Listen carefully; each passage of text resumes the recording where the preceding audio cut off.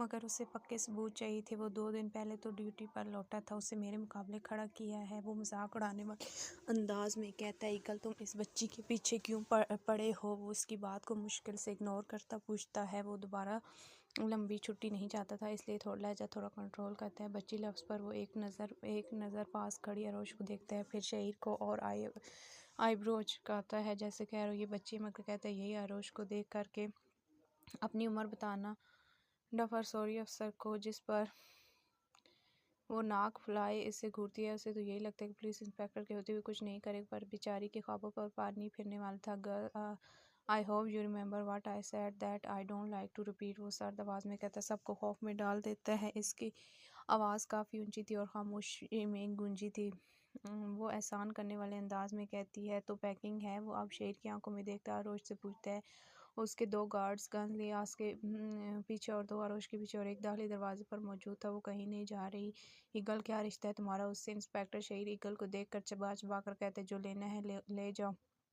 وہ تیش میں سر نگاہیں اس پر گاڑے کہتا ہے، اس کی آواز نہایت سرد تھی جیسے باہر آتی مہوش ڈر کر اپنی والدہ کے پیچھے چھپی تھی۔ باقی سب بھی خوف زدہ سے اسے دیکھ رہے تھے، مگر اسے ہلتے نہ دیکھ وہ کھڑا ہو کر اس کے والد کے سر پر گن رکھ دیتا ہے۔ ایگل تم کچھ نہیں کرو گے؟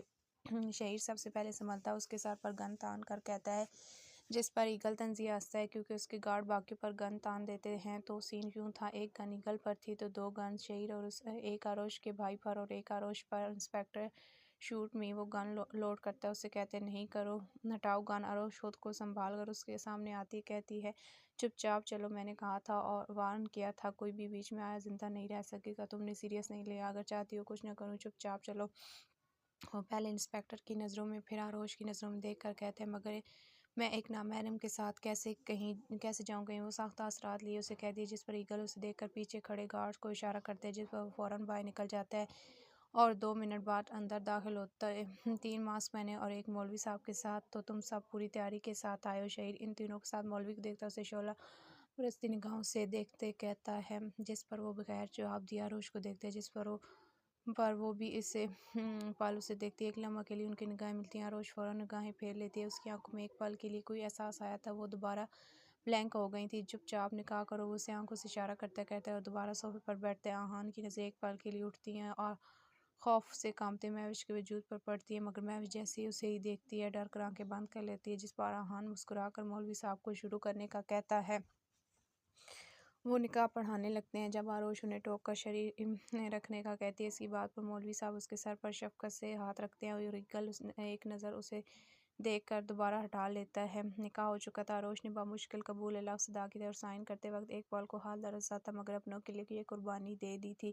ایگل نے طنزیہ نظر شہیر پر ڈالی تھی، جس پر اس نے وسم کرنے والے انداز میں دیکھا تھا۔ میسا اسے زبردستی کھینچتی باہر لے کر نکل جاتی ہے، وہ ایک نگاہ سب پر ڈالتی ہے، اس کے ساتھ کھینچتی چلی جاتی ہے۔ آہان ایک نظر بھرپور مہوش پر ڈالتا ہے، جس پر وہ تھر تھر کانپنا شروع کر دیتی ہے، کیونکہ وہ اپنی نگاہیں احساس سے عاری اور سرد ہی رکھے ہوئے تھا۔ وہاں اگلے پل بے ہوش ہو کر نیچے گر جاتی ہے، سب اس کے پاس بھاگتے ہیں، وہ بھی باہر نکل جاتا ہے اور ایگل انسپکٹر کے پاس آتا ہے۔ کیوں شوق ہے منہ کی کھانے کا انسپکٹر؟